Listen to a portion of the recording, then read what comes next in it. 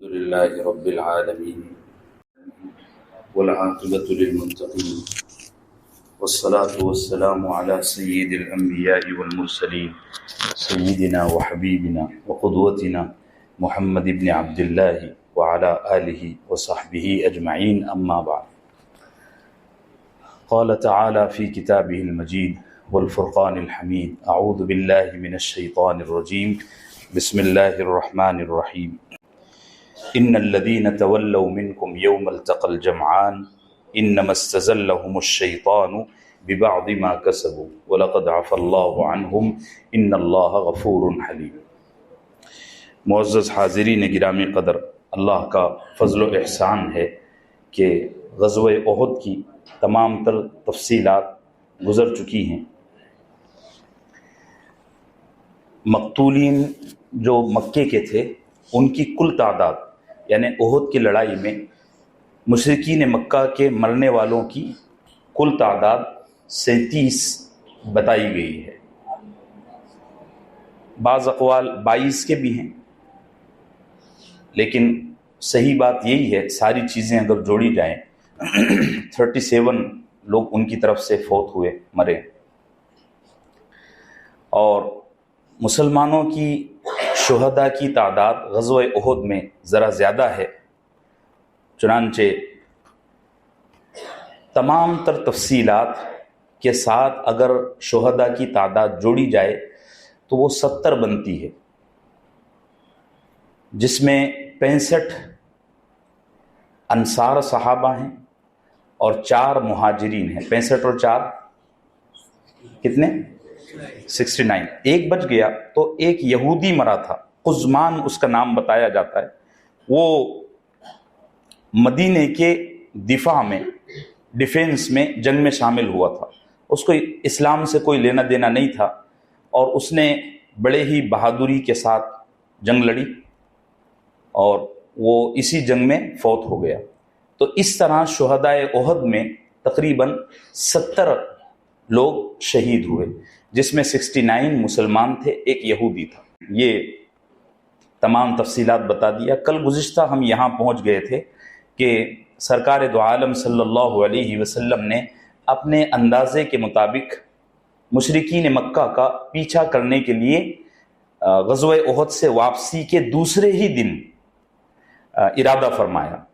چنانچہ 8 شوال کو آپ مدینہ منورہ سے نکلے اور 8 شوال کی شام کے قریب حمراء الاسد نامی ایک جگہ ہے، وہاں پہنچے. سارا دن وہاں رہے. میں نے وہ ایک قصہ بھی سنایا تھا کہ کس طرح مشرکین مکہ کا کانفیڈنس کم کیا گیا اور ان کو بھگایا گیا. وہ ساری تفصیلات گزشتہ کل گزر چکی. 8، 9 اور 10 یعنی پیر، منگل اور بدھ، یہ 3 دن سرکار دو عالم صلی اللہ علیہ وسلم حمراء الاسد میں ہی رہے. اسی جگہ آپ نے قیام فرمایا، آپ کے ساتھ آپ کے صحابہ بھی تھے. 3 دن کے بعد سرکار دو عالم صلی اللہ علیہ وسلم مدینہ منورہ واپس آئے. آپ واپس جب آئے مدینہ تو آپ کو راستے میں ایک غدار شخص سے ملا. میں نے ایک احد کی لڑائی شروع ہونے سے پہلے ایک شخص کا نام لیا تھا جو بڑا زبردست شاعر تھا اور ابو سفیان نے اس کو ہائر کیا تھا لوگوں کو ابھارنے کے واسطے. ابو عزہ جمحی اس کا نام تھا. حالانکہ بدر میں سرکار نے اس کو چھوڑ دیا تھا کہ تیری جوان بیٹیاں ہیں اور ماں ہے، بیوی ہے، تو میں تجھے بیٹیوں کی رعایت کرتے ہوئے چھوڑتا ہوں. بغیر کسی معاوضے کے چھوڑ دیا تھا. پھر ڈبل سے وہ وہاں جا کر اس نے وعدہ کیا تھا سرکار سے کہ میں آپ کے خلاف زبان نہیں کھولوں گا، کسی جنگ میں شریک نہیں ہوں گا، کوئی پلان کا حصہ نہیں بنوں گا. لیکن غدار تو غدار ہوتا ہے. وہاں گیا، بدماشی کیا. اتفاق کی بات کہ سرکار جب حمراء الاسد سے واپس آ رہے تھے تو آنے کے درمیان ہی وہ پکڑے گئے اور پھر سرکار کی بڑی خوشامد کیا کہ مجھے چھوڑ دو، مجھے چھوڑ دو. تو سرکار نے فرمایا تو مجھ سے ابھی وعدے کر رہا ہے کہ اگر میں نے تجھے چھوڑ دیا تو شرارت نہیں کرے گا، لیکن میں دیکھ رہا ہوں کہ تیری پیشانی سے یہ بات معلوم ہوتی ہے کہ تو میرے سے چھٹکارا لے کر مکہ جا کر میرا مذاق اڑائے گا کہ میں نے اس بار بھی محمد کو بے وقوف بنایا، نعوذ باللہ. تو سرکار نے حضرت سیدنا زبیر کو حکم دیا کہ اس کا سر اڑا دو. اس کو قتل کیا گیا. اسی طرح مدینہ منورہ میں ایک اور جاسوس تھا، وہ مکے کی جاسوسی کر رہا تھا، حالانکہ وہ سیدنا عثمان ابن عفان کا گہرا دوست تھا. وہ بھی پکڑا گیا، اس کا بھی سرکار دو عالم صلی اللہ علیہ وسلم نے قتل کروایا. اب یہ پوری غزوہ احد کی مکمل تفصیلات آپ کی خدمت میں عرض کی جا چکی ہیں۔ غزوہ احد سے سیکھنے کی کیا چیزیں ہیں؟ جیسا کہ آپ نے شہداء کی اور مشرکین مکہ کی مرنے والوں کی تعداد کو دیکھ کر ایک اندازہ لگایا ہوگا کہ اس معرکے میں، اس غزوے میں، اس جنگ میں مسلمانوں کا پلہ تھوڑا ہلکا رہا۔ 70 لوگ شہید ہو گئے نا، اور مشرکین کا پلہ تھوڑا بھاری رہا، کیونکہ ان کے 37 بندے یا 22 بندے ہی فوت ہوئے تھے۔ تو اس میں یہ چیز ذہن میں رہے کہ ہم کو اس سے سیکھنا کیا ہے، اس غزوے سے۔ علماء نے اس پر بہت کچھ لکھا ہے، 2-3 چیزیں میں عرض کر دیتا ہوں، باقی پھر اگلا موضوع ہمارا شروع ہو جائے گا۔ غزوہ احد سے سب سے پہلی چیز تو یہ سیکھنا ہے کہ اہل ایمان کے پیش نظر ہمیشہ اللہ کی ذات ہونی چاہیے۔ دنیاوی کامیابی، دنیاوی فتوحات آتی رہتی ہیں اور جاتی رہتی ہیں۔ اگر فتوحات کے ساتھ دنیا کی کامیابی مل رہی ہے، اگر فتوحات کے ساتھ اللہ کا تعلق باقی ہے، تب تو یہ فتوحات اور یہ کامیابیاں، یہ سکسیس واقعتاً کامیابیاں ہیں۔ لیکن اگر دنیا کی کامیابیوں میں ہم اللہ کو بھلا بیٹھے ہیں تو یہ کامیابی نہیں ہے، یہ دنیا کا دھوکہ ہے۔ بات سمجھ رہے ہیں میرے عزیزو؟ پہلا سبق یہ ہے۔ دوسرا سبق یہ ہے، دیکھیے آدمی اللہ کا کتنا بھی قریبی بن جائے، اب یہ تو ہمارا پکا یقین ہے کہ اس دنیا میں نہ پہلے نہ بعد میں سرکار دو عالم صلی اللہ علیہ وسلم سے بڑھ کر کوئی قریبی اللہ کا پیدا نہیں ہوگا۔ یہ اللہ نے خود کہہ دیا، میری محبتوں کی انتہا محمد عربی صلی اللہ علیہ وسلم، انتہا ہے۔ تو آدمی چاہے اللہ کا کتنا بھی قریبی ہو جائے، اس کے باوجود اللہ کا ضابطہ اور اصول یہ ہے کہ اللہ ہر مرتبہ ایک جیسا معاملہ نہیں کرتے۔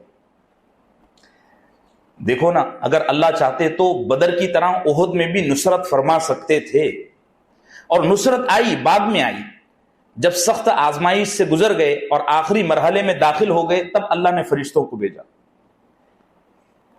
لیکن جب ادھر سے پتھر پڑا، یہ ہونٹ پس گیا، دانت شہید ہو گیا، یہاں زنجیر گڑ گئی، اور یہاں پر تلوار کے وار لگے، پیشانی پر تلوار کا وار لگا، اور اپنے چچا آنکھوں کے سامنے شہید ہو گئے۔ یہ کتنے خوفناک حادثے ہیں۔ اس وقت میرا رب جو ہے نا آزما رہا تھا۔ ہم اللہ کے اصل میں، یہ میں اس لیے بھی خاص طور سے اس کو واضح کر رہا ہوں کہ بعض دفعہ ہمارا جو نوجوان ہے، اچھے دیندار سمجھدار لوگ بھی اس میں ملوث ہیں۔ معاملہ یہ ہوتا ہے کہ نیک اعمال کرنے کے بعد اگر کوئی مصیبت، کوئی مشقت آتی ہے تو ہماری زبان پر سب سے پہلا لفظ یہ آتا ہے کہ میں تو کسی کا کچھ برا نہیں کرتا، ہر وقت مسجد میں نماز کو رہتا ہوں، روزے رکھتا ہوں، اللہ کے راستے میں مال اتنا خرچ کرتا ہوں، اس کے باوجود اتنا پریشان کیوں رہتا ہوں؟ تو میرے پیارے، اللہ کا قریبی ہو جانے کا یہ فائدہ نہیں ہے کہ تم کو دنیا میں سکون سے اللہ بیٹھنے دے گا، نہیں، یہ غلط فہمی ذہن سے نکالو۔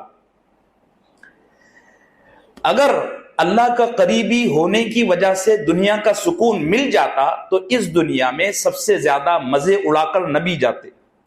بات سمجھ میں آ رہی ہے میری؟ میں کیا کہہ رہا ہوں، نیند میں تو نہیں آپ؟ اگر دنیا میں اللہ کے قریبی ہو جانے کی وجہ سے سکون مل جاتا، ایسا کوئی قانون قرآن حدیث میں یا انبیاء کی زندگی سے سامنے آتا نا، تو اس دنیا میں سب سے زیادہ مزے کون اڑاتے؟ بولو، نبی اڑاتے۔ اور سرکار دو عالم صلی اللہ علیہ وسلم کو تو میرا رب ہلنے بھی نہیں دیتا، لیکن سرکار کا فرمان ہے کہ مجھ پر میرے رب نے تکلیفوں کی انتہا کی ہے۔ اور ایک جگہ فرمایا کہ اگر تم میں سے کسی پر جب کوئی مصیبت آ جائے تو مجھے یاد کر لیا کرو کہ میں نے اس موقع پر کتنا برداشت کیا تھا، تو تم تمہاری مصیبتیں بھول جاؤ گے۔ اور واقعہ سچی بات یہ ہے، کسی کی بیٹی بیوہ ہو گئی، کسی کی بیٹی کو طلاق ہو گئی، تو سرکار کی ایک نہیں، بولو، کسی کے ماں باپ فوت ہو گئے تو سرکار کے دونوں ماں باپ بچپن میں فوت ہو گئے۔ کسی پر مالی مفلسی ہے، غربت ہے، تو سرکار امام الفقراء ہیں۔ بولو نا، اب کیا چاہیے آپ کو؟ کون سا ثبوت پیش کروں؟ تو یہ ذرا ذہن صاف رکھیے۔ بلکہ اگلی بات میں یہ عرض کروں کہ دنیا میں ہر مرتبہ رحمتیں، ہر مرتبہ نعمتیں، ہر مرتبہ آسائشیں انسان کو نکما بنا دیتی، اور اگلی بات علماء نے اس پر بڑا پیارا سبق یہ بھی لکھا ہے، بڑی اچھی بات لکھی ہے کہ اگر اللہ اپنے نیک بندوں کو ہر جگہ مدد کرتا، ہر جگہ کامیابی دیتا، تو لوگ ایمان کو اللہ کی رضا کے واسطے قبول نہیں کرتے، دنیا حاصل کرنے کے واسطے قبول کرتے کہ ارے چلو اسلام دنیاوی سکسیس کا بڑا زبردست راستہ ہے، سب کے سب مسلمان بن جاؤ۔ میرے رب نے بڑا کڑوا رکھا ہے، اور صحیح حدیث ہے، صحیح مسلم میں اللہ کے نبی صلی اللہ علیہ وسلم کا فرمان ہے، حجبت الجنت بالمکارہ وحجبت النار بالشہوات۔ تم کو اللہ کو راضی کرنا ہے تو مشکلیں برداشت نہیں پڑی۔ نبی صلی اللہ علیہ وسلم نے فرمایا کہ اللہ نے جنت کے اوپر جو چادر بچھائی ہے، یہ چادر اتنی زیادہ مصیبتوں کی ہے، اتنی زیادہ مصیبتوں کی ہے کہ اس کو برداشت کرتے کرتے لوگ جنت کا راستہ چھوڑ دیتے ہیں کہ نہیں بھائی بڑا ڈر لگتا ہے۔ اور اللہ نے صاف بول دیا ہے، یہ تو سب ہماری اپنی باتیں ہیں، آپ ذرا سورہ عنکبوت کی پہلی آیت پڑھ لیجئے، پہلی شروع کی 4-5 آیتیں پڑھ لیجئے۔ اللہ نے صاف بول دیا ہے، کوئی بات بناوٹی رکھ رکھاؤ چاپلوسی والا معاملہ نہیں ہے۔ اللہ نے صاف بول دیا، الف لام میم احسب الناس ان یترکوا ان یقولوا آمنا وهم لا یفتنون۔ کیا لوگ یہ سمجھتے ہیں کہ لا الہ الا اللہ کہنے کے بعد ان پر راحتوں کے دروازے کھل جائیں گے؟ چچا نہیں، غلط بات ہے۔ لا الہ الا اللہ کہنے کے بعد، ایمان والے گھر میں پیدا ہونے کے بعد سب سے پہلی مصیبت یہ آتی ہے کہ ختنہ کرو، ہو گئی شروعات۔ ارے بھائی بات سمجھ رہے ہیں کہ نہیں سمجھ رہے؟ ہاں، یہ روزے، یہ نمازیں، یہ مال کا خرچ کرنا، یہ مشکل احکامات، حج کرنا، عمرے کرنا، اللہ سے گڑ گڑا کے دعائیں مانگنا، یہ ساری مصیبتیں، ساری مشقتیں، ان کو مصیبتیں تو کہنا بھی نہیں چاہیے، لیکن بات کو سمجھانے کے لیے میں لفظ مجبوراً استعمال کر رہا ہوں۔ یہ ساری کی ساری جو آزمائشیں ہیں، اس کے علاوہ لوگوں کا ستانا، ہاں یہ بھی نوٹ کر لو، بہت سارے لوگوں کو یہ غلط فہمی لگی ہے کہ ہم دین کا کام کریں گے تو لوگ ہم کو سینے سے لگائیں گے۔ نہیں نہیں نہیں، غلط بات ہے۔ 4 پارے میں یہ آیت بھی گزر چکی ہے، اللہ نے فرمایا تم اگر میرا دین لوگوں تک پہنچانے کے لیے کھڑے ہو جاؤ گے تو تم کو ایسی ایسی باتیں سننا پڑے گی کہ تمہارا کلیجہ لرز جائے گا۔ صاف بات ہے، میرا رب کوئی بات چھپاتا نہیں ہے، سچا رب ہے نا، سچا رب ہے نا، بناوٹی بات نہیں، کھلی ہوئی بات ہے۔ یہ کام کرو گے تو یہ چیز فیس کرنا پڑے گی۔ بات سمجھ میں آ رہی میرے عزیزو؟ تو غزوہ احد کا بڑا یہ سبق ہم کو یہ بھی ملتا ہے۔ اسی طریقے سے، ہاں اسی طریقے سے بڑی پیاری بات علماء نے یہ بھی لکھی ہے کہ انسان پر جب مصیبتیں آتی ہیں تو انسان کو پتہ چلتا ہے کہ اچھا میری آستین میں اتنے بڑے بڑے سانپ رینگ رہے تھے۔ جب تک میں ملائی بریانی کھلاتا تھا، جب تک میں سب کو خوشحال رکھتا تھا تو سب آتے تھے، ارے یار بڑے اچھے، بڑے سخی ہو۔ جب مصیبتیں آئی نا، ذرا انکم ٹیکس والوں کی ریٹ پڑی نا، ذرا سی مندی آ گئی نا، ذرا سا اکاؤنٹ کنگال ہو گیا نا، تو آپ کا اسسٹنٹ ہی سب سے پہلے بول دے گا تیرے کو 5 سال سے جھیل رہا ہوں بے، چپ بیٹھ۔ میں نے اپنی آنکھوں سے دیکھا ہے۔ غزوہ احد میں سرکار دو عالم صلی اللہ علیہ وسلم نے، حالانکہ منافقین کو سرکار سمجھ چکے تھے، لیکن اس کو سمجھانا اور صحابہ کے ذہن میں، سچے ایمان والوں کے ذہن میں یہ بات بیٹھانا کہ ہماری صفوں میں غدار ہیں، ہماری آستینوں میں سانپ رینگ رہے ہیں، یہ سرکار کے لیے ذرا مشکل معاملہ تھا۔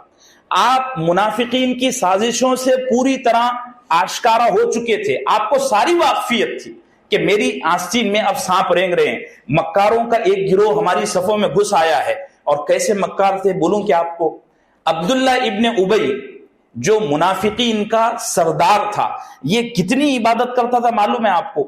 اتنی عبادت کرتا تھا، اتنی عبادت کرتا تھا، اور سرکار کی اتنی چاپلوسی کرتا تھا، اتنی چاپلوسی کرتا تھا کہ صحابہ کو یہ گمان ہونے لگا تھا کہ یہ ابو بکر صدیق سے آگے نہ بڑھ جائے۔ ایسے ایسے رہتے ہیں دنیا میں، جب مصیبت آتی ہے نا، جب آزمائش آتی ہے نا، تو پتہ چلتا ہے اچھا یہ گیم تھا۔ قرآن نے کیا پیارے انداز میں بیان کیا ہے، لیمیز اللہ الخبیث من الطیب۔ اللہ ایمان والوں پر جو آزمائش بھیجتے ہیں، جو مشقت بھیجتے ہیں، اس کا مقصد یہ نہیں ہوتا کہ ہمارا رب ہم کو مشکل میں ڈال کر مزے اڑاتا ہے، نہیں نہیں، ہمارا رب ہم کو مصیبتوں کے ذریعے یہ سکھاتا ہے کہ بیٹا تیرا یہ سچا دوست ہے اور یہ تیرے پاس دنیاوی نفع کے واسطے بیٹھا ہوا ہے۔ جب سرکار مدینہ منورہ سے احد کے لیے نکلے تو 300 منافقین چلے گئے تھے نا، اس پر میں یہ ساری تفصیلات عرض کر رہا ہوں۔ باقی جہاں تک بات ہے غزوہ احد کے سیکھنے سکھانے کی، اس سے ملنے والے اسباق کی، تو اس پر تو ہمارے آقا کا ہر قدم زندگی کا ایک اہم سبق ہے، کتنا بیان کیا جائے، کتنا سمجھایا جائے۔ یہاں غزوہ احد کی تمام تر تفصیلات مکمل ہوئی۔ اب غزوہ احد کے بعد کیا ہوا؟ دیکھیے، یہ چیز تو آپ سمجھ گئے ہوں گے اور ذہن نشین ہو گیا ہوگا کہ بدر کی کامیابی اور بدر کی فتح اور بدر کی سکسیس نے مسلمانوں کی دھاک پورے عرب پر بٹھا دی تھی۔ بلکہ اگر آپ تاریخی روایتوں کا جائزہ لیں گے تو آپ کو اندازہ ہوگا کہ بدر کی کامیابی کی وجہ سے رومن امپائر اور پرشین امپائر والے بھی اب عرب کی طرف متوجہ ہو گئے تھے کہ نہیں، یہاں کچھ الگ ہو رہا ہے، ٹھیک ہے، کیونکہ وہ اہل کتاب تھے، وہ چوکنے ہو گئے۔ تو بدر کی کامیابی کی وجہ سے سرکار دو عالم صلی اللہ علیہ وسلم اور اصحاب رسول کا ایک روب اور دبدبہ بیٹھا پورے عرب میں، اور کوئی آنکھ نہیں اٹھاتا تھا کیونکہ معلوم تھا پس دیے جائیں گے۔ لیکن اس کامیابی کے 1 سال کے بعد احد کی اس ذکر نے، اس کو ناکامی تو نہیں کہوں گا میں، حالانکہ عام اردو مورخین نے اور سیرت نگاروں نے اس کو ناکامی سے بھی تعبیر کیا ہے، میں ذرا اس کو ادب کے خلاف سمجھتا ہوں۔ رسول اللہ صلی اللہ علیہ وسلم اور آپ کے اصحاب کے کسی حادثے کو ناکامی سے جوڑنا کم سے کم مجھے اچھا نہیں لگتا۔ لکھنے والوں نے لکھا ہے، ان کی اپنی بات ہے، میں یہ کہوں گا کہ اپنے حبیب کو اور اس کے پیارے اصحاب کو اللہ نے سکھانے کے لیے اور چیزیں بتانے کے لیے ایک موقع دیا تھا۔ یہ حادثہ اسی کی ترجمانی کرتا ہے۔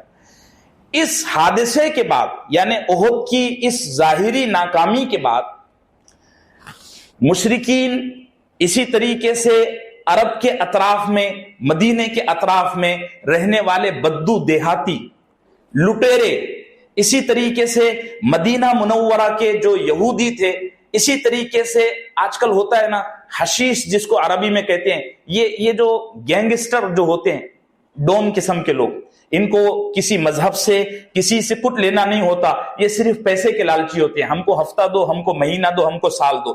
اس طرح کے لوگ، ان پر بدر کی دھاک بیٹھی تھی۔ احد کے حادثے نے، احد کے سانحے نے ان پر بیٹھی ہوئی وہ دھاک میں ذرا کیا کر دیا، کمی کر دیا۔ اب ان کی ہمت بڑھنے لگی۔ ہمت بڑی تو صحیح، لیکن اتنی نہیں بڑی کہ یہ سرکار دو عالم صلی اللہ علیہ وسلم پر براہ راست حملہ کر دیں یا جنگ کی پوزیشن میں آ جائیں۔ ہمت بڑی، اور جو دھاک بدر کے بعد بیٹھی تھی اس میں تھوڑی کمی ہو گئی۔ اگلی نشستوں میں آپ دیکھیں گے کہ احد کے اس حادثے کے بعد مشرکین مکہ، یہود مدینہ اور مدینے کے اطراف کے ڈاکو، چور، لٹیرے، بدو، بدماش قسم کے جو لوگ تھے، انہوں نے یہ پلان بنایا کہ جنگ کرنا تو مناسب نہیں ہے، چونکہ محمد اور اس کے ساتھی کچھ کم نہیں ہے، اوپر سے ان کے ساتھ غیبی مدد بھی ہوتی ہے، تو ان سے جنگ کر کے تو ہم جیت نہیں سکتے، لیکن ان کو دھوکے سے نقصان پہنچایا جائے۔ آگے تفصیلات آ رہی ہیں، ابھی آپ صرف موٹے موٹے الفاظ ذہن میں رکھیے۔ انہوں نے یہ ترتیب بنائی، مثال کے طور پر کوئی صحابی تنہا جا رہے ہیں تو پکڑ کر 5-10 لوگوں نے ان کو قتل کر دیا، لنچنگ جس کو ہمارے یہاں کہتے ہیں۔ کوئی مسلمانوں کا قافلہ ایک شہر سے دوسرے شہر جا رہا ہے تو پکڑ کر اس پر حملہ کر دیا، اس کا پیسہ لوٹ لیا، اس کے پاس اسباب لوٹ لیا۔ خواتین کو تانے دینا، برا بھلا کہنا، یہ تو پہلے سے بھی تھا، لیکن احد کے اس سانحے کے بعد اس میں اور اضافہ ہو گیا۔ جنگ کرنا تو انہوں نے ہمت نہیں کی، لیکن جنگ کرنے کے بجائے اس طرح دھوکے سے مسلمانوں کو نقصان پہنچانے کی انہوں نے ترتیب اور تفصیل بنائی۔ میں 1-2 واقعات آپ کے سامنے عرض کر دیتا ہوں، آپ کو اندازہ ہو جائے گا کہ مشرکین نے، یہودیوں نے اور اس کے علاوہ مدینے کے اطراف میں رہنے والے بدماشوں نے سرکار دو عالم صلی اللہ علیہ وسلم کو اور صحابہ کو، اہل اسلام کو کس کس طریقے سے نقصان پہنچایا۔ دیکھیے، ایک واقعہ ہے حدیث کی کتابوں میں، صحیح بخاری میں اور سیرت ابن ہشام میں اس کو تفصیل کے ساتھ نقل کیا گیا ہے۔ اس کو کہا جاتا ہے حادثہ رجیع، را جیم یا اور عین، رجیع۔ اس کی تفصیلات یہ ہے کہ مدینے کے پاس دو قبیلے تھے، قبیلے عبل اور قبیلے قارا۔ یہ دونوں قبیلے سرکار دو عالم صلی اللہ علیہ وسلم کے پاس آئے، آ کر کہنے لگے محمد ہم کو قرآن سیکھنا ہے، آپ ہمارے ساتھ کچھ اچھے قرآن سکھانے والوں کو بھیج دیجیے۔ سرکار دو عالم صلی اللہ علیہ وسلم نے 10 صحابہ کو منتخب کیا اور 10 صحابہ سے کہا تم ان کے ساتھ جاؤ اور ان کی بستی میں لوگوں کو قرآن سکھاؤ۔ ان 10 صحابہ کا امیر بنایا حضرت عاصم ابن ثابت رضی اللہ عنہ کو۔ یہ حضرت عمر رضی اللہ عنہ کے سسر تھے، ان کو امیر بنایا۔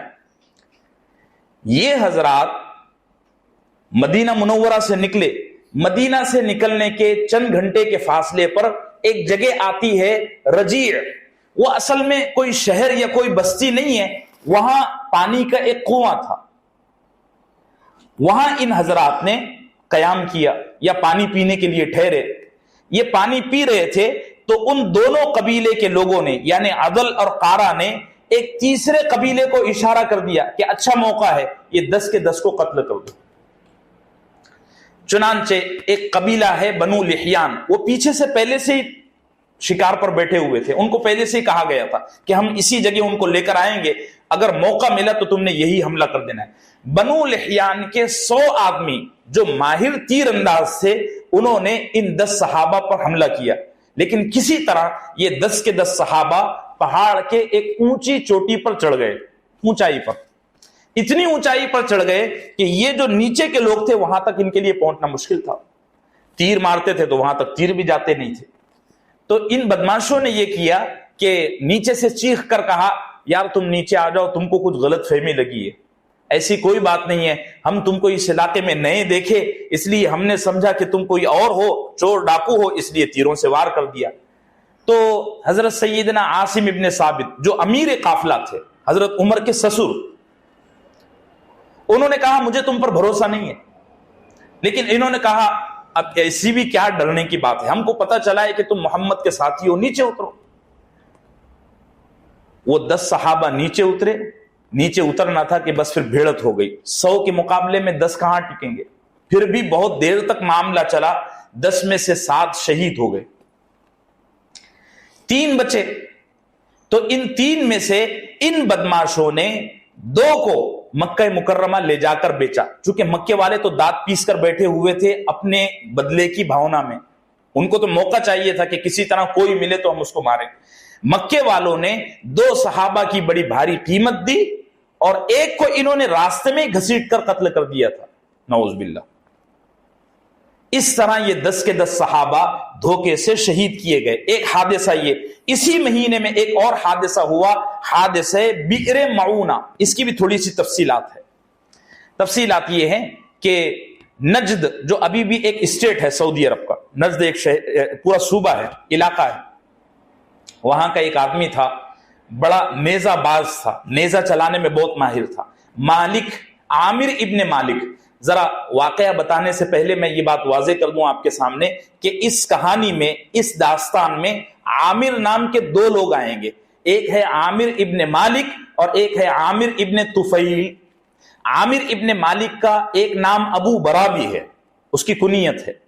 تو عامر ابن مالک یہ نیزہ باز تھا، یہ رسول اللہ صلی اللہ علیہ وسلم کے پاس آیا، خدمت میں بیٹھا تو سرکار نے اس سے کہا تم ماہر آدمی ہو، تمہاری ایک دھاک اور روب ہے، تم اچھے آدمی ہو، میں یہ چاہتا ہوں اسلام قبول کر لو۔ اس نے کہا نہیں، میں اسلام تو قبول نہیں کرتا، لیکن ایک گزارش کرتا ہوں، میرے شہر میں، میرے نجد میں اسلام کے تعلق سے لوگ کچھ غلط فہمیوں میں مبتلا ہیں، کچھ اور بھی الگ الگ قسم کی باتیں ہوتی ہیں، آپ سے گزارش ہے کہ آپ اپنے ساتھیوں میں سے کچھ لوگوں کو ہمارے ساتھ بھیجیں۔ تو سرکار دو عالم صلی اللہ علیہ وسلم نے 70 صحابہ کو اس کے ساتھ دیا، حالانکہ آپ مان نہیں رہے تھے، دے نہیں رہے تھے، لیکن اس نے بڑی خوشامد کی، اور خوشامد کے دوران اس نے ایک لفظ کہا کہ محمد میں آپ کے ساتھیوں کو اپنی گارنٹی پر لے جاتا ہوں۔ اس کو کہتے تھے امان دینا، یہ بہت اہم کام ہوتا تھا، جیسے آج ہمارے یہاں ویزا ہوتا ہے، ایسا اس زمانے میں امان دی جاتی تھی۔ اس نے کہا کہ میں آپ کے ساتھیوں کو اپنی گارنٹی پر، اپنے امان پر لے جاتا ہوں، آپ کے ساتھیوں کا کوئی کچھ نہیں کرے گا۔ تو سرکار نے سوچا امان دے رہا ہے, ذمہ داری لے رہا ہے, اور لوگ بھی اس پر گواہ ہیں, تو اس کے ساتھ بھیج دو. عامر ابن مالک نے 70 صحابہ کو ساتھ لیا. اچھا یہ بات آپ کو بتا دوں, یہ جو 70 صحابہ تھے نا, بڑے نیک لوگ تھے. حدیث کی کتابوں میں ان کی اتنے فضائل ہیں کہ میں کیا کیا نقل آپ کے سامنے کروں. 2-3 باتیں عرض کرتا ہوں. ان نیک لوگوں کی داستان میں, ان نیک لوگوں کی زندگی میں یہ چیز بڑی اہم ہے کہ یہ نیک لوگ مسجد نبوی میں رات دن یا تو نماز میں یا روزے میں خرچ کرتے تھے. اسی طریقے سے مسجد نبوی میں جو مدرسہ چلتا تھا, صفہ مدرسہ, آج بھی آپ جائیں گے تو دیکھنا روضہ رسول کے سامنے چبوترا بنا ہوا ہے, وہ آج بھی موجود ہے. اس پر جو طلبہ, جو اسٹوڈنٹ صحابہ تھے, ان پر یہ اپنا مال خرچ کرتے تھے, حالانکہ یہ خود بھی غریب تھے. دن بھر لکڑیاں کاٹنا, اس کو بازار میں لے جا کر بیچنا, اس کی کل آمدنی کا کھانا پکانا اور مدرسے کے بچوں کو کھلانا, یہ ان کی زندگی کا مقصد تھا. اور یہ صحابہ میں بڑے اچھے قاری تھے, 70 کے 70 بڑے ماہر تھے, قرآن بڑا اچھا پڑھتے تھے. سرکار دو عالم صلی اللہ علیہ وسلم نے سوچا ہوگا کہ یہ بڑی دور سے آیا ہے اور پورا کا پورا علاقہ ہو سکتا ہے ہدایت یافتہ ہو جائے قرآن سن کر, تو آپ نے چن چن کر 70 صحابہ کو اس کے ساتھ بھیج دیا. اب آپ سنیے, عامر ابن مالک نے ان 70 کو اپنے ساتھ لیا اور یہ لے کر چلا تقریباً بئر معونہ کر کے ایک جگہ آتی ہے. آپ اگر جائیں گے مدینہ منورہ سے مشرقی سائڈ میں تو بئر معونہ آج بھی موجود ہے, اور وہاں گرین کلر کی پٹیاں لگی ہوئی ہے کہ بئر معونہ یہی وہ جگہ ہے جہاں 70 صحابہ کو شہادت ملی. بڑا درد انگیز معاملہ تھا. اس حادثے سے سرکار بھی بڑے غمگین ہو گئے تھے. حدیث کی کتابوں میں بڑی تفصیلات ملتی ہیں. واقعہ یہ ہوا کہ عامر ابن مالک نے ان کو ساتھ لیا, یہ لوگ بئر معونہ پر پہنچے. رات کا وقت تھا, مغرب کا وقت ہوا تھا, مغرب کے قریب پہنچے تو صحابہ نے مشورہ کیا کہ شہر میں انٹر ہونے سے پہلے ہم یہاں رات گزار لیتے ہیں. رات انہوں نے یہیں گزاری. صبح اٹھ کر فجر کی نماز پڑھی. فجر کی نماز کے بعد امیر قافلہ نے حکم دیا کہ ہم 70 کے 70 تو شہر میں جانا مناسب نہیں ہے, ایک کام کرتے ہیں, سرکار نے اس شہر کا جو سردار ہے اس کے نام سے جو دعوتی خط لکھا ہے, ہم میں سے کوئی ایک آدمی اس خط کو لے کر اس کے پاس چلا جائے. امیر قافلہ نے حکم دیا کہ یہ اس کا خط ہے اس کے نام سے, اور اس شہر کا جو سردار تھا اس کا نام تھا عامر ابن طفیل. عامر ابن مالک وہ ہے جس نے مدینہ سے لایا, اور عامر ابن طفیل کون ہے؟ بولو بولو, شہر کا سردار. یہ صحابی وہ خط لے کر عامر ابن طفیل کے پاس گئے. عامر ابن طفیل نے اس خط کو, یہ جیسا صحابی سامنے کھڑے ہوئے ہیں, اس خط کو ایسا ہاتھ میں لیا, اور پیچھے ایک آدمی کھڑا ہوا تھا, بالکل ایسا, بہت پیچھے نہیں, بس ایسا قریب, ایسا خط ہاتھ میں لیا اور اس کو ایسا اشارہ کیا. آنکھ سے اشارہ کرنا تھا, اس کمبخت نے ایسے زور سے نیزہ مارا کہ اس طرف کا نیزہ اس طرف سے نکل گیا. اب یہ تو بے خبری میں کھڑے تھے, اتنی تیزی سے اس نے نیزہ مارا کہ آپ اندازہ لگائیے, ان کو تکلیف تو ہوئی لیکن ایسا لگا شاید کوئی دھکیل رہا ہے, تو ادھر کا نیزہ ادھر سے نکلا. اب یہاں سے خون کے فوارے چھوٹے, تو قربان جاؤں صحابہ پر. انہوں نے ہاتھ اٹھایا, ہاتھ اٹھا کر کہا فزت برب الکعبہ, رب کعبہ کی قسم میں آج کامیاب ہو گیا. اب یہ تو بیچارے جگہ پہ ہی شہید ہو گئے.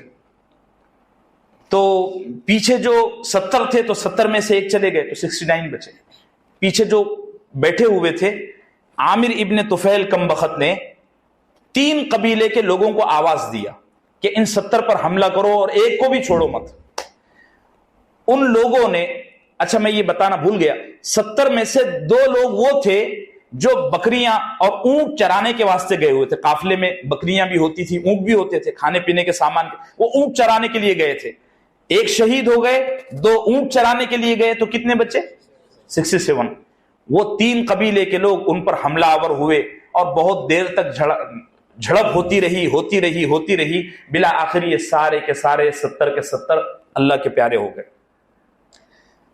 اور بڑی دردناک یہ داستان ہے. میں نے تو بہت ہی اختصار کے ساتھ اس کو لپیٹنے کی کوشش کی ہے. دعا کریں یہ جو چیزیں ہم چھوڑ رہے ہیں، حالانکہ حق یہ ہے کہ ان کا تفصیل کے ساتھ ایک ایک کے نام کے ساتھ ذکر کیا جائے. ہماری مجلسوں میں عام طور سے ان چیزوں کا فقدان ہوتا ہے، سرسری طور پر جذباتی واقعات بیان کیے جاتے ہیں. یہ بڑی دردناک داستان ہے. آپ اندازہ لگائیے، سرکار دو عالم صلی اللہ علیہ وسلم اپنی ذات پر بڑے سے بڑا ظلم برداشت کرتے تھے اور ظلم کرنے والوں کے لیے مغفرت کی دعا کرتے تھے. لیکن جب یہ حادثہ ہوا نا، اس حادثے کے بعد سرکار دو عالم صلی اللہ علیہ وسلم نے 40 دن تک ان دونوں قبیلوں کے واسطے نماز فجر میں لعنت کی، بددعا کی، ہلاکت کی دعا کی. اے اللہ ان سب کو ہلاک کر دے. اللہم علیک رعل، اللہم علیک زکوان، اللہم علیک قارا. اس طرح کے الفاظ احادیث میں ملتے ہیں کہ اللہ کے نبی صلی اللہ علیہ وسلم نے فرمایا، اے اللہ نہ قبیلے ریل کو چھوڑنا، نہ زکوان کو چھوڑنا، نہ قارا کو چھوڑنا، ان کو پکڑ پکڑ کر قتل کرنا. چنانچہ ایسا ہوا بھی. بعد میں اللہ نے ان تینوں قبیلوں کو بڑا رسوا کیا. یہ میں نے 2 واقعات اس لیے آپ کے سامنے عرض کیے کہ آپ کے ذہن میں یہ چیز آ جائے کہ اب مشرکین نے، یہود مدینہ نے، اسی طریقے سے مدینے کے اطراف میں جو ڈاکو لٹیرے تھے، انہوں نے صحابہ اور رسول اللہ صلی اللہ علیہ وسلم سے لڑنے کی ترتیب بدل دی. پہلے جنگ لڑتے تھے، کھلم کھلا چیلنج کرتے تھے، اب اس طرح دھوکے سے مارنا شروع کیا. اللہ جل جلالہ سے دعا ہے کہ اللہ ہم سب کے دلوں میں ان کی قربانیوں کی عظمت پیدا فرمائے، ان کے نقش قدم پر ہم چلنے کی ہم کو توفیق نصیب فرمائے. وصلی اللہم وسلم علی نبینا